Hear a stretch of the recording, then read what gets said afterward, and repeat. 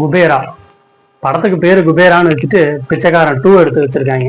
அதுல விஜய் ஆண்டனிய பிச்சைக்காரனா இருந்து பணக்காரனா மாத்தி அவர் என்ன பண்றாருன்னு ஒரு கதையை போய் அதை போய் பார்த்து தேவையில்லாம காசு வேஸ்ட் பண்ண மாதிரி இதுல தனுஷை போட்டு பிச்சைக்காரனுக்கு ஒரு ஜோடியாம், அதுக்கு ரஷ்மிகா மந்தனாவை போட்டு படத்துக்கு பேரு குபேரான்னு வச்சிருக்கிறதுனால ஃபாரின் ஸ்டைல்ல ஹை லுக்ல ஒரு வில்லனை காமிச்சு 10வது வரைக்கும் தெலுங்குல இருந்து நாகார்ஜுனாவை கூப்பிட்டு வந்து படம் எப்படி இருக்கு மொத்தமா ஒரு வரியில சொல்லணும்னா பிச்சை பாத்திரத்துல எப்படி எல்லா பிச்சையும் ஒன்னா வந்திருக்கும் அந்த மாதிரி மொத்தமா இருக்கு.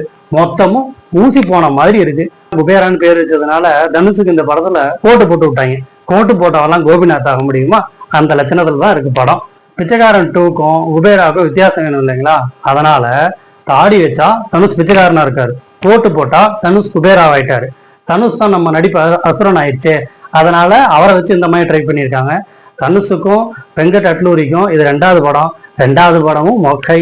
பிச்சை பாத்திரம் ஏந்திக்கிட்டு தான் போகணும்.